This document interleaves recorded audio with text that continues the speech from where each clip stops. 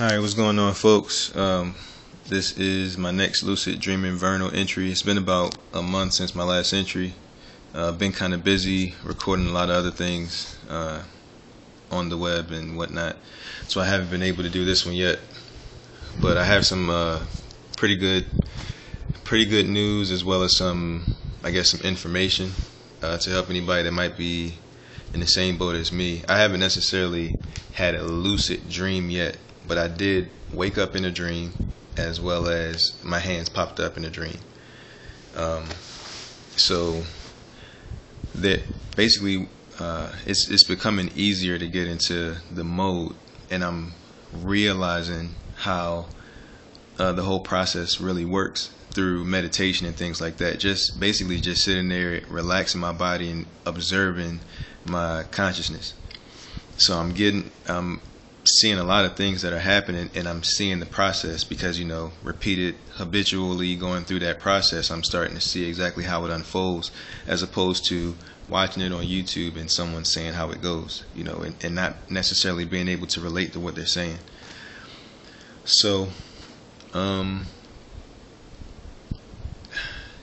I would like to say that I'm going to be shooting another video at a later time about consciousness, or my experiences with consciousness, so that I can give you kind of like an entire full blow by blow of everything that I've learned as far as going through the process. But I would like to kind of lightly skim over what I'm going to say. Basically, when the body is fully relaxed, the attention. Okay, yeah. So basically, the entire process of going into lucid dreaming is just like meditation, or just like relaxing the body for the purpose of meditation. So once I realized that meditation would be a great practice to understand how consciousness moves when going through lucid dreaming, because basically the entire process of going into a lucid dream is relaxing the body, calming the mind, stilling the mind, and it's really good to not have any thought, because it allows the mind to wander in a certain way, in a meditative way. But what I realized is, as the body becomes more relaxed, it's like you become more mind. So when the body is not relaxed, and this is the other thing, your thoughts become images as opposed to just like words or someone speaking in your mind. Your thoughts become less spoken, and they become more imagination. So when your body is relaxed, that's why you're able to go into dreams, and the mind does that naturally for you. So if you can relax the body, you really just let the mind take over. But you kind of have to know how to get into the vibe with the images, because normally what happens is, when the mind blanks out during that phase, kind of like when you're daydreaming in that relaxed state, it's easier to stay in the imagination or the daydream or the dream. It's easier to stay in that. But the trick is to not try and control it, because if you control it, you'll stay kind of conscious. In my opinion, that's so far for me. What has been able to draw me into the image that I see when falling into that body asleep, mind awake point. Same thing in meditation. When you get really, really deep down in there, the imagery becomes more vivid because the mind is less awake. You're like deeper in the ocean of the mind.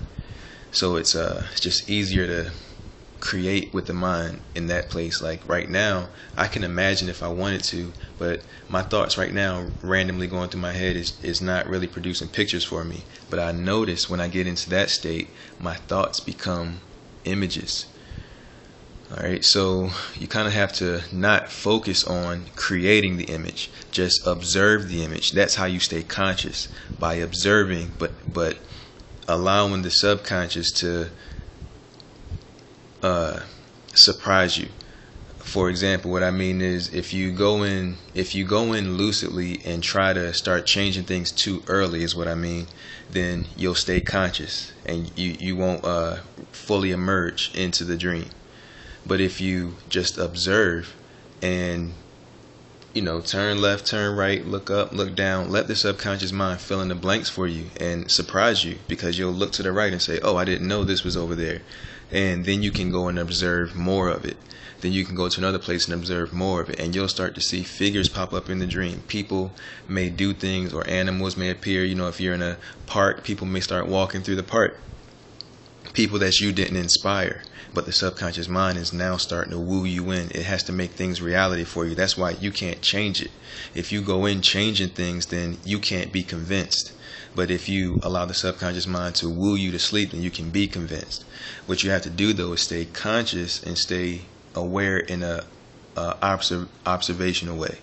And in that state,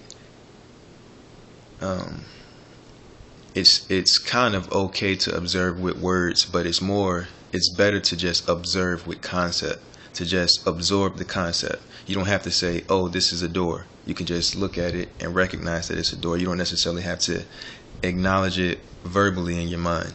And once you do that, that's when you kind of slip into this place where it's kind of hard to describe, but you'll feel yourself sinking into the dream.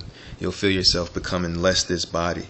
And that's when the paralysis is coming on, in my opinion, because from what I'm seeing, when I become aware that I'm slipping into that state, the feeling of usually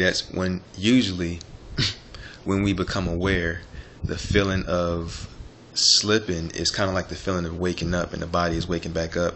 So if we can allow ourselves to sink deep there, that's the part where I struggle at, because it's hard to go into that place sometimes, or because the whole point is to get to that place for me. So maybe I should shoot a little further past it, since the whole point for me is kind of recognizing that spot.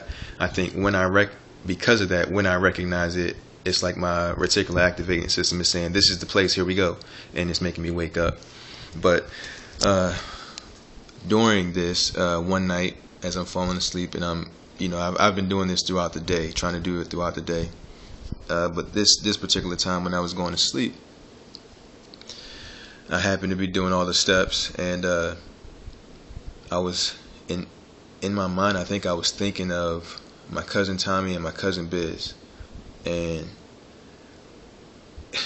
all I know is it's funny because it didn't seem like a lucid dream, but I remember when the dream started and all that. It's just not, I guess I just wasn't necessarily lucid. I was a participant in the dream as opposed to an observer.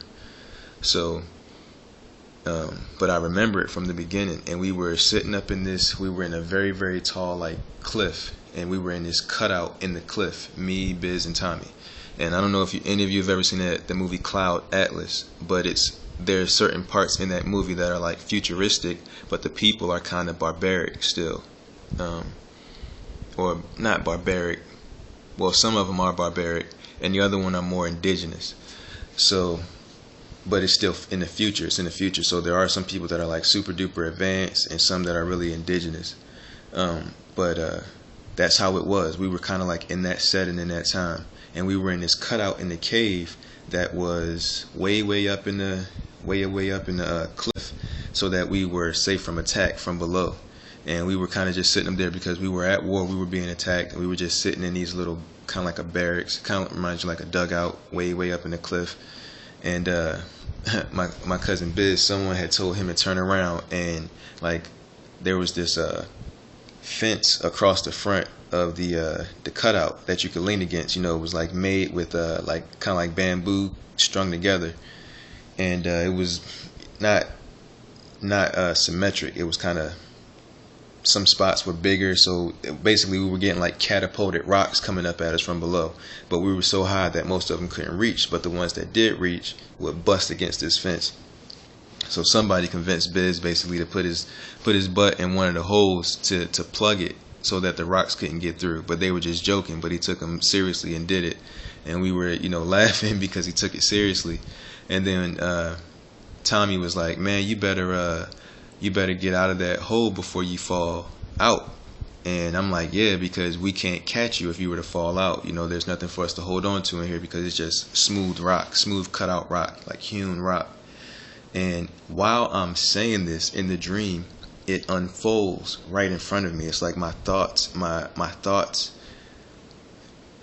it was almost like my imagination in dream, kind of like when you see it here, you know, imagine how it happens, how it's unfolding. It was like in my dream, instead of it being in my head, it was before my eyes. So as I'm thinking this, Biz breaks through the thing, he falls down, Tommy goes to grab him, he starts to slide out, and I grab like Tommy's leg and I start to slide out. And you know, but that's not really what's happening, that's just my thoughts, but it's happening right before my eyes. And then I instantly think, as we're about to fall over, I instantly think, well, if the dugout was a little shorter, I could probably reach my hand up and brace against it while I'm holding someone. So that instantly played out in front of my head, in front of my eyes. But then we were struck. We were actually literally struck with a rock right underneath where the fence was, and it made the entire, kind of like the floor of us, fall out.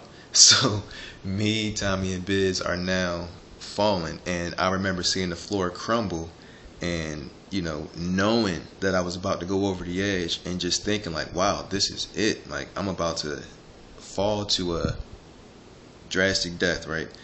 And I look over and I see these jagged rocks like right close to the base of the cliff that we're on, and I remember thinking, whoa. I'm like, whoever hits those is going to be in some serious pain. And that's what I was thinking. And that triggered, in my dream, it triggered a memory from the waking state when I was thinking about something like that earlier that day. Because you know, as I'm falling, it just hit me like, wait, I've thought of this before. And then I look down and I see the ground, and it's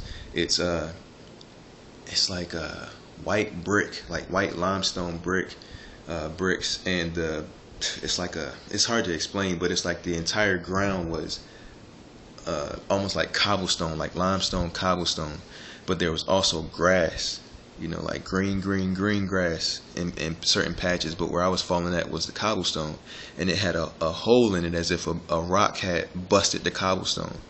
And I looked at it, and I was, you know, as when that memory came to me, as I'm looking at it, the formation of it changed. And I was like, this is it, this is it, this is it, you know, as I'm falling, and I start to feel like, you know, my dream body, I could feel it, and it felt crazy because I could feel myself falling through something that wasn't necessarily real. And I was like, wow, this is it. And instead of me falling, I kind of just like zoop, stood up in the air and looked around real quick, and then it faded. So it's happening. So I'm excited about that. And then maybe that, and that was actually like a week ago. I've been trying to make this, but I've been doing some other stuff. And the other night, as I was falling asleep, my hand, and you know, as I'm falling asleep, and you start to see that imagery, my hand popped up right here out the side of my eyes, and I was like, oh, I can't, like, you know, I was like, I can't believe it. Is that my hand? And then I woke up, you know, and I wasn't even fully in the dream yet. I was just entering it, and my hand popped up, like it was over here though, in the peripheral. It wasn't in the forefront. So I don't know exactly why that happened, but it's coming along, folks. So maybe some better stories, or staying submerged in the dream for a little bit longer. Maybe I'll end up figuring that out. Yeah, and I'll also be making that video about consciousness. I'll try to do that sometime this week. So thanks for watching. See you guys in the next video.